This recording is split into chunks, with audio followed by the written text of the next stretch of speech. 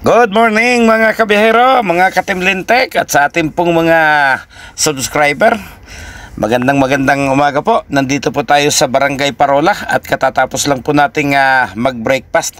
Medyo maaga po tayong dumating at alas 7 pa po yung ating hintayan ng pasahero mga kabiyahero. So ito po dito sa admin building po ng Manila International Container Terminal. Mayroon po tayong mga susunduin dito at dadalhin po natin sa isang lugar sa Matabungkay para po sa kanilang team building activities mga kabiyahero. So natatanaw na po natin, unti-unti na pong dumarating yung ating mga pasahero. Bali 2 days po yung ating schedule sa Matabungkay. Overnight trip po yung kanilang kinuhang service natin. So Sabado po ngayon. At babalik po tayo ng Maynila ay sa Linggo na po ng hapon, kinabukasan mga kabiyahero. Pero mukhang kakaunti lang yung kanilang mga pangarga. Dahil package po yata yung kanilang pagkain doon po sa kanilang gagamiting binyo mga kabiyahero.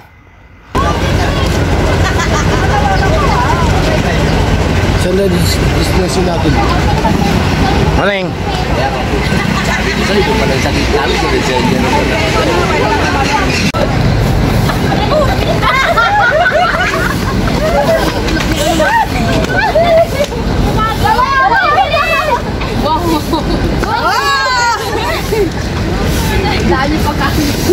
Yung tarpaulin ba hindi nyo ikakabit? Yung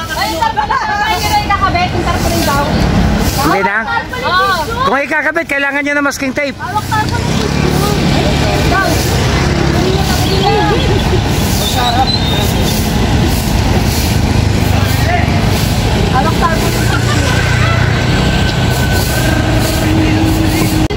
Ayan, nagkakatuwaan po sila habang yung iba pa pong kasamahan nila ay hinihintay at hindi pa dumarating mga kabiyahero.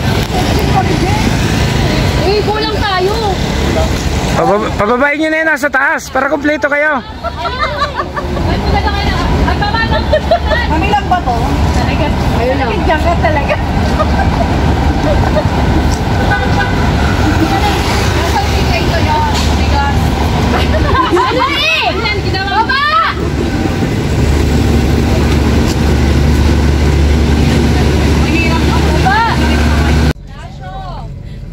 Yo!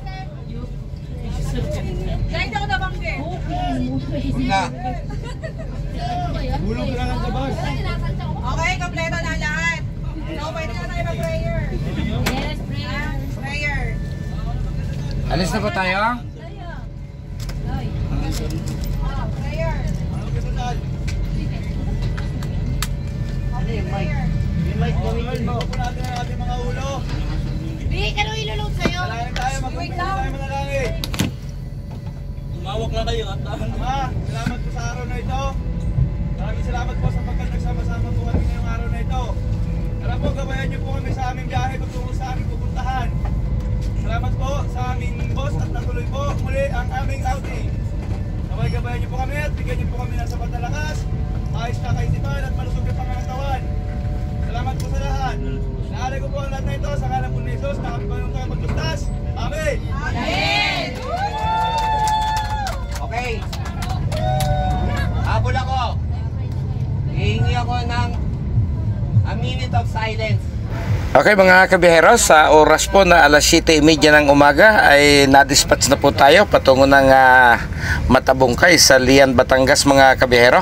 At papalis na po tayo dito sa Barangay Parola sa lungsod po ng Maynila, kung saan kinuha po natin yung ating mga pasahero dito po sa may area po ng Manila International Container Terminal. So sa ganda po ng lugar na ating pinag-pick-upan sa kanila, yung dulong bahagi po na ating pinanggalingan ay napakaganda, pero ito pong dinadaanan papasok at palabas ay talaga hong medyo hindi ho kagandahan yung hitsura ng ating paligid mga kabiyahero. Naghambalang po ang mga tricycle, naghambalang ang iba't ibang mga Pinagtitindahan po siguro yan. Hindi ho magandang tingnan. Ano ho?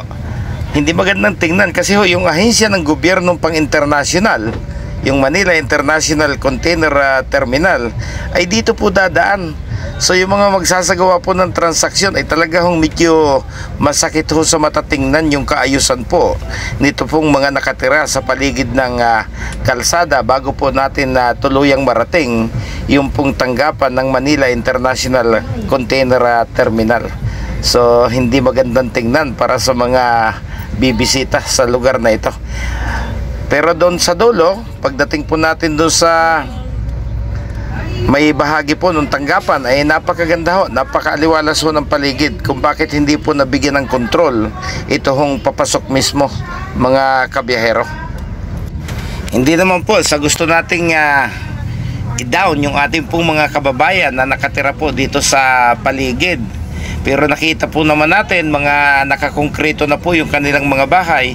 Ang hindi lang po naging maayos siguro yung pagkakadesinyo po. Halos nakakailang patong-patong na po yung kanilang mga tinitirhan mga kabiyahero. Ngunit hindi po nagkaroon ng maayos na finishing sa labas na siya pong nagpapasakit sa mata kung titingnan po natin yung kanilang lugar mga kabiyahero.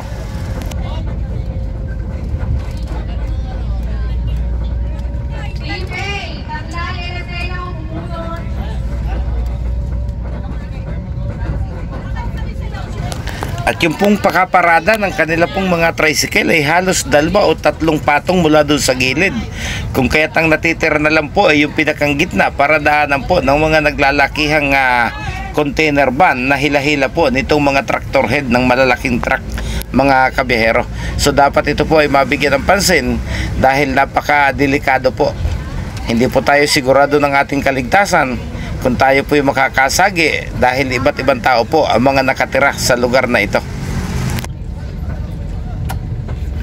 Okay, papalabas na po tayo ng main road. Ayan, kakanan na po tayo rito para marating po natin yung Roxas Boulevard mga kabiyahero. So pagdating po natin ng Roxas Boulevard, tayo po kakanan patungo po sa Macapagal Avenue para makaakyat po tayo ng Skyway. Mag-i-skyway po tayo hanggang doon sa South Luzon Expressway para mapadali po yung ating biyahe mga kabiyahero.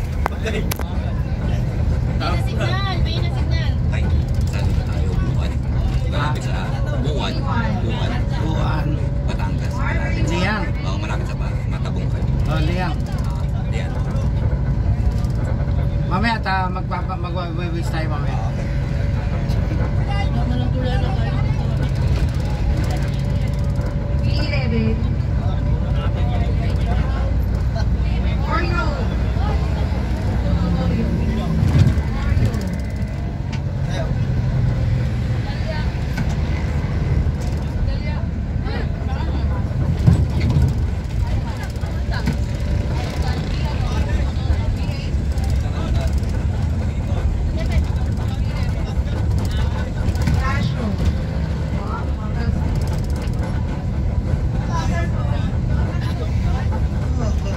Skyway na tayo, pumayag sila.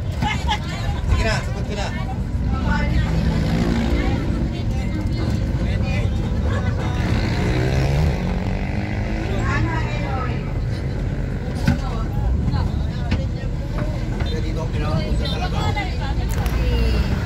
Ito pong ating mga sakay sa pamamagitan po ng kanilang coordinator ay patuloy po na binubuo yung bawat grupo, binabay team by team po yung kanyang mga pasahero habang hindi pa ho dumarating doon sa resort para makaminos na raw po sila ng oras pagdating doon antimano ay sisimulan po yung kanilang programa. So ito na po yung Anda Circle. Ito po yung isang rotonda. Pag kayo po kumaliwa, yan po yung patungo ng Intramuros mga kabiyahero. Intramuros at Port Santiago, yan po yung pinakang isang entrance mga kabiyahero kung kayo po ay nanggaling sa Roxas Boulevard. So medyo mahaba pa po yung oras na ating tatakbuhin. Ang estimate po natin kung medyo matraffic po ay bago mag alas 11 ang dating po natin sa Matabungkay mga kabiyahero. Lalo't nagkaroon po ng paghihigpit yung ating mga patakaran sa batas trapiko. Katulad po ng INCAP, so hindi ho pwede na tayo ay wardi-wardi magmaniho mga kabiyahero. So pansamantala muli magpapasalamat po ako at magpapaalam na sa inyo mga kabiyahero.